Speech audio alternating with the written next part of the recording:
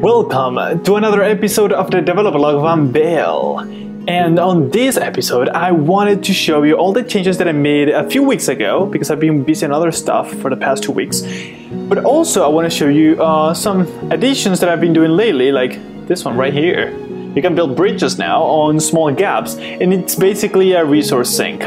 You need to put a lot of effort to make one of these. But anyways, let me show you actually, starting back from the very beginning, the user interface changes that I was promising. Here they are. You can actually see them on the top right, and if I press space, you can see what happens. Huh? Pretty cool. Now you get to access the menu by just pressing space, and then you can just browse through any of these. And actually we're gonna go into inventory really quickly to show you how that works. Here you can clearly see what's your what's the quantity on each, how much energy they're giving you, or hydration in case of some fruits or some elements. So this was really crucial because most of the time people didn't really know what they were getting for using this or that. Now it's super clear. You can actually now, even in example, eat this tuna, and even if it provides 104 energy, it will just eat all that it needs, but not everything. So I think that is actually pretty cool. You can of course equip activate or mark as active one tool or another, because you can have more than one fishing rod, and you can select which one is the one you want to have active, and somebody will tell you that, hey, this supports 1.5 kilograms of weight. And you'll see how important that is later on. You can even use the knife to slice things like fruits and so on into smaller pieces in case you want to use it as bait and you don't want to use an entire fruit because that'll be wasteful. So that is pretty cool, and it scrolls fairly good. It's very easy to navigate this, and it doesn't hurt your eyes to sort of see what you got. So I love this. You can also just press the space key if you want. You go back to the game. Press space, back into the menu. Now crafting is pretty much the same you've seen before. You just connect things, and more often than not, I mean, if there's a good if there are good combinations you can do, like an example of this sharp stone right here, and this, I think it was, you can make two different things. You can make a boomerang weapon or an empty bowl to collect rainwater. You get the opportunity to pick what you want to use to what's the result that you want, and how much it's consuming of each element. So that's actually quite nice. I forgot what you could make with this, but anyways. So back here to the main menu, now we're gonna go to equipment. Now on equipment you can only select 3 things for now: main hand, off hand, which are for weapon, and body. What are you gonna be wearing around your body? And that usually is something like a leafy coat to protect you from rain, or a fur coat so you can be you can hold your body temperature more, right? So you can support colder temperatures better. But if you're in a hot temperature, you have to take it off, of course. So, bear that in mind. And the cool thing about this is that not only has been totally streamlined from what we had before, but also we can now hit this. You can see how obvious it is. Main hand is what we're picking, right? And then we get to select what we want to use as main hand. And it's pretty obvious to see that we were in main hand, now we're in off hand. We're in body now. There's nothing body, but you get the idea. It's a little glitch, as you can see, but hey, it works. But I don't even know what that is. It's the centering thing. But anyway, equipment is pretty cool, and yeah, you can just equip. Oh, there are 2 rows here. That is not clear. I need to expand that. But anyways, you can just select this for hunting, but we're not doing that in that scenario. There is no hunting here of that kind. And then we have tokens, which once again have been completely remastered. Now they're like always and always, but I think I finally found the final version of tokens that I'm happy with, because I'm actually happy with them. So now we have 4 slots instead of 6. You can only equip them once in a scenario. So once you equip, like you filled all 4 of them, that's it. You can just click here and you select one to permanently equip it in the run. Or you can just go down and analyze which ones you have unlocked already, which you haven't. Basically, you can just use the more information key hinted on the top right, and it's going to tell you what you have to do to unlock this kind of token. It will tell you if it's unlocked or locked, although the transparency will just sort of give it away. So that is actually pretty cool. So this is pretty much to replace that feeling of, you know, when people go to say hike and go to the top of a mountain, go to the top of the Everest, or maybe go survive in an island, because now it's a trend that people decide to go survive for a few days in the forest with just limited resources and stuff like that. That's how people die also. But this is Unveil is a safer way to do that. And the way you, I mean, before they do all that kind of stuff, they get prepared. They do something. They do some kind of training. And this is sort of Unveil's approach to it. Basically, on other scenarios, you can just, you know, practice being under cold temperatures without dying, or extreme hot temperatures, and you will unlock these tokens, so you can eventually go to harder scenarios that will pretty much require you to be able to resist temperatures for longer, an example, before you actually get cold, sick, or get hypothermia, right? So, or, you know, making less noise when approaching a prey, because you're going to be doing that a lot in that scenario. So this is a pretty cool thing, pretty cool way to sort of prepare for a thing, right? And then you get to make the build. And of course you cannot unequip, and like once you select one, that is set. You cannot change this, that's it. You can still equip the other ones, right? But this one is there, and you cannot change it. And the idea there is so you don't, you know, change it for every 2 seconds to what's the current situation. You have to sort of plan out what you're going to be preparing for. And I think that is actually pretty cool. And there are going to be way more tokens for the early access version. Then, of course, you have skills. But I did not work on this screen yet, so you can see it's still like this. But hey, give me a break. And we even have exit, which now allows you to restart a scenario which wasn't a thing before, and now it is. And that's actually pretty cool, and allows you to even confirm this action. It's not like, you know, immediate, because it will erase all the progress on this scenario and then restart it.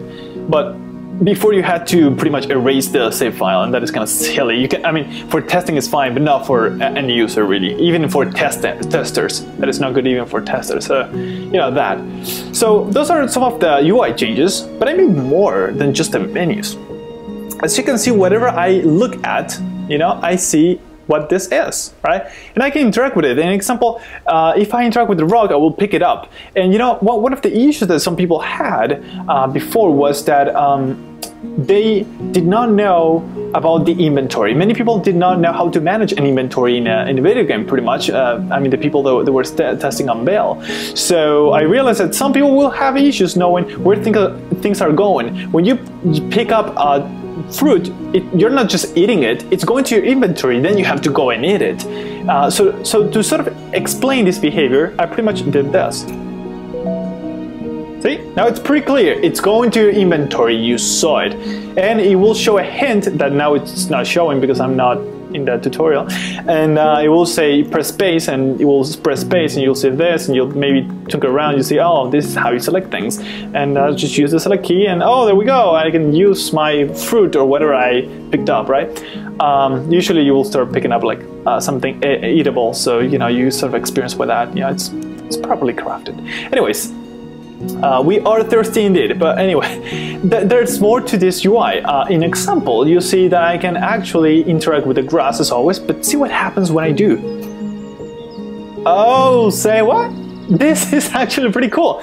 Whenever you interact with something, you can see this very beautiful animation, by the way, that you still see the simulation pulse frame that it sort of adapts to any height of the header, if you may, and this grows all the way down. On the top left, it tells you what you're interacting with. On the top right, the keys as always, and then it has an optional middle space on which it will show what I call the inspector, that will show relevant data according to what you're interacting with. In this case, soil, all you need to know is how humid this kind of soil is. And actually, if I interact with, say, the dry soil, you'll see that not only the background changes, but also you get to inspect that the soil humidity there is actually lower. And this is bound to the simulation. This is not static. This is completely bound to the simulation of the game. Oh, water just came up here. When I interact with a hole, I can actually go ahead and use one of these actions that you see right here. Some are disabled, and now it's really clear to see why. There is a clear description there saying you can't build a trap because the hole is not deep enough. You can't plant because it's too deep for a plant. I mean, come on, you cannot just make like 1 meter down and put a plant in. Come on, a seed at least. And we can drink this water that came out, so we're gonna do that. And the cool thing is that now you can see the depth, which is something that before had to be pretty much be telegraphed by the character going like, oh, this is 30 centimeters deep. What? Now you see the range. Okay, this is almost half down to the limit. That's a little bit more relevant actually. And we can actually use other kind of stuff like this. Look at this. I mean, well, this is basically a climbing vine, and this is something you can now set up so you don't have to climb every single time. You can see I can go down and up fairly easily, and when I interact with a wall, and if I'm on the top, I can set up a climbing vine just like I can set up a bridge on a hole. This is actually pretty cool, and basically just go ahead and select stuff and go like, oh, okay, climbing vine, there we go. You can make it out of many things, depending what elements you have. You can see in here I need a rock or a stick and two vines. It has to be like a long vine if you may. Or you can select something like wood log, which is technically a more expensive thing to get, but at the same time you only need one of them and you don't need rocks. So depending what you have, as always, the game always gives you like different ways to do things, and some cost more energy than others. In example, in crafting, you can use a rock to open up a coconut and it will cost 10 energy. But if I use a sharp stone, which is hard, I mean, you have to basically use 2 rocks to make one of these, so you need more resources. But whenever you do this, oh, it only costs 2 energy. That is pretty good saving. Depending if you have a lot of rocks or not, it's a good idea or not. You can even use a long rock and it's at least 8, not 10. Because you're making using a more ergonomic or sharper element, right? So that is something that the game bears in mind a lot. So you make smart decisions based on your current inventory and energy and situation, pretty much. But something that I really wanted to show you is how beautiful the sea looks when you interact with it. Look at this. This is actually pretty neat. The sand is actually yellow, and this is the first time I've used colors to indicate a theme as opposed to color coding for the sake of information, right? Like good, bad, or this is energy, this is water, this is temperature, right?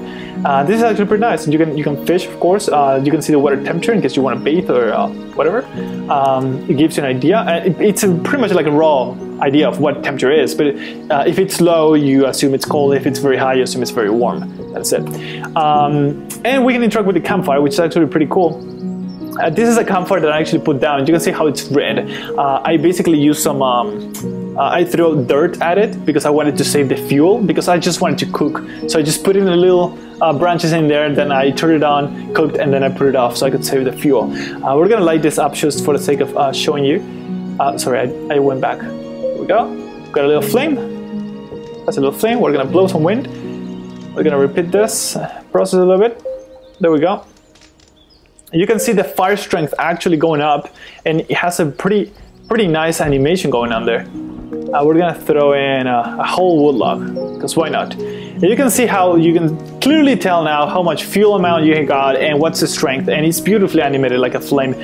So this is like a much better way to interact with things. It's much more obvious to understand really what's going on in the world, and I love how the notifications even get pushed down whenever you interact with this. You see that? The wood log on the right? That's actually pretty neat. It's all using my new UI engine that I built for this. And of course we can cook things, although I don't think I have anything to cook. Nope, I just have branches, that's it. So yeah, that is pretty sweet. You can just go through this. You can go through your own items. This is coconuts I've been using to gather up water. That's pretty neat. How about we fish? Do we have them? Yeah, we're gonna fish a little bit. And you can see even this has been benefited with the new UI, because now you get to see the tension and the distance of your rod, which was pretty much invisible before, and that was a little bit too little feedback, I realized. But anyways, these are all like pretty cool changes that were really needed for the game to become a little bit more accessible for everyone. Just accessible doesn't mean that it's dumbed down. I'm gonna call there. Oh, they're playing with the bay. I'm gonna leave it there now. Ooh, okay. Let's see. It's pulling. Oh, we're gonna wait. All right. We're gonna reel in a little bit. We're gonna wait. We don't want to break its lips, so we want to wait a little bit. All right. We're gonna try to pull that now. Oh, in one shot. That was amazing. All right. Now we have a tiny fish. You can see this only gives us 13 energy. Well, of course, sickness unless we cook it. You can see the effects right here, but we're gonna actually use the minnow as fishing bait, so we can catch something even bigger. If you're really that desperate, you can just eat the minnow. It will sort of save your day. Yeah, let's see what up. I noticed the hydration. Don't worry, guys. I got this under control. I just hope it rains more often. So this is a tropical island. This is the second kind of a scenario that you may be playing in order, unless I need to make an easier one. Okay, a big one. An easier one before this. All right, time to reel in a little bit. We're gonna wait. And we're gonna wait a little bit. This is pretty much like fishing. You gotta time everything. All right, we're gonna reel in again. Oh yes, I see the tension. Oh yes. Okay, no, wait, a little bit more. Okay, now, no. Yes! Oh my god, everything in one shot. I'm getting so good at it. Oh my god, it's 1 kilogram tuna. That is amazing. Let's cook this, guys. We earned it. 320 energy. That's a huge one. Damn it. I love this. Okay, we're gonna use this. We're gonna cook it. Oh yeah. All right.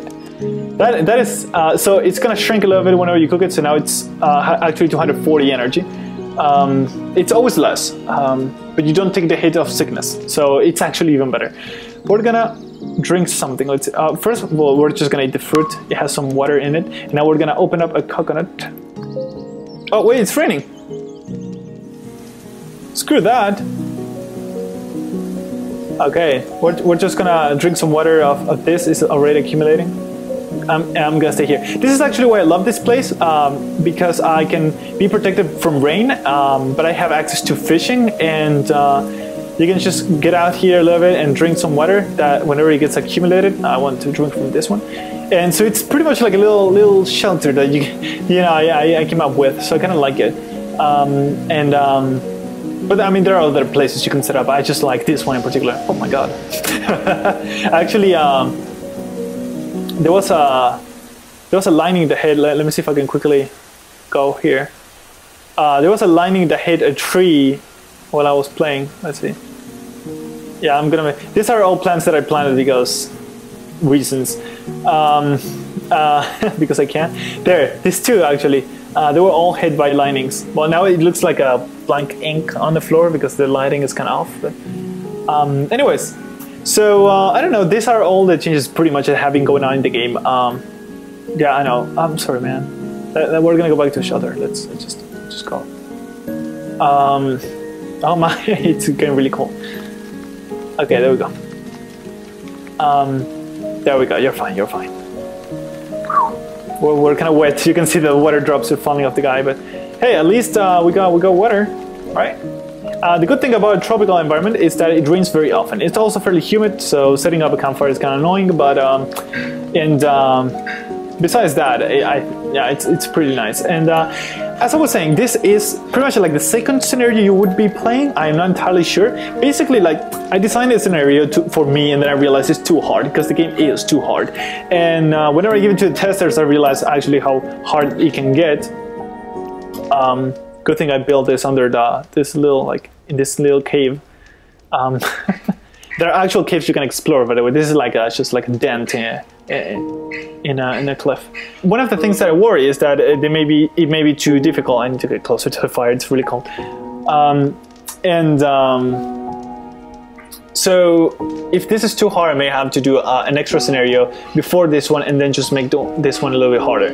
If it's rather easy but not easy enough, then I'll just dump it down a little bit and then make a scenario next to this. Basically, I want to make like the first 3 scenarios to be the introductory ones, and after that you're pretty much thrown into the wild. Like, good luck. I'm not gonna even hint you what to do.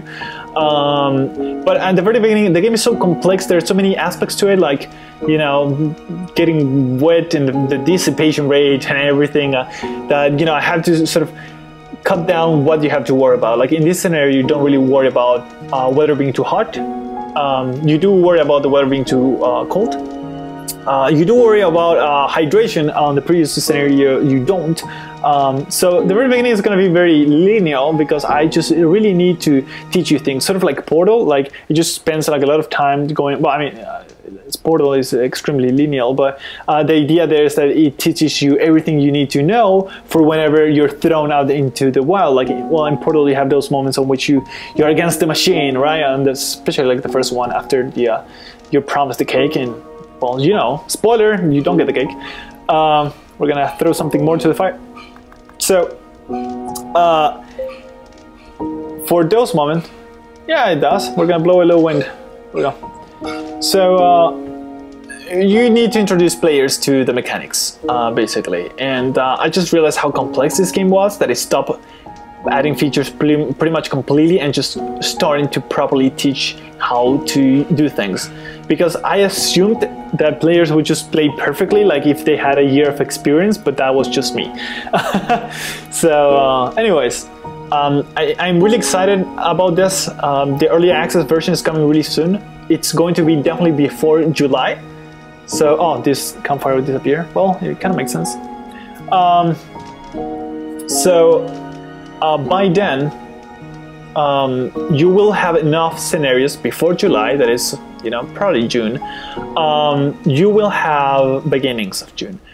You will have enough scenarios to sort of play with and give feedback back. There's currently like a private closed testing going on. Because I really need that. I really need it with some people I can trust, and I can bug them every 2 seconds if I want and ask, hey, what about this? You have issues with this? Whenever you play, did you encounter this or not? Because I need to know all this so I can polish it. So then we can make a public beta, which is pretty much what the early access is. Although you can see the game is fairly polished by like the UI is working well. I mean, it may glitch, but visually it doesn't like get stuck or anything.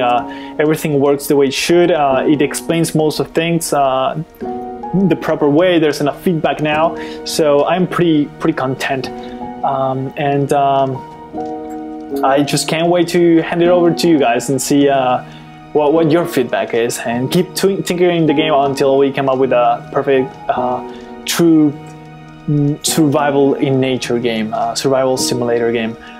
Because, you know, I'm not into zombies and that kind of stuff, so this is pretty much like the only survival game that tries to get as close to reality without forgetting it's a game. The game will still be gamey and absurd some of the times, but you have body temperature, you have the whole simulation, you have the weather and everything. It's just you against nature, you against the resources and weather. You're not gonna build a castle in an island in this game. Like, that is not something you would do in a survival situation. That is like just trying to put crafting into a game. And crafting here is a means to do something, but it is not the way you do things, right? It's not the thing you do. You don't craft in this game. You survive in this game. So that has been all for this episode. Gotta go on vacation, so I'll see you guys in a few weeks. I hope you enjoyed it, and if you have any questions, as always, feel free to leave them in the comment section below. My name is Pablo, and I'll see you next time.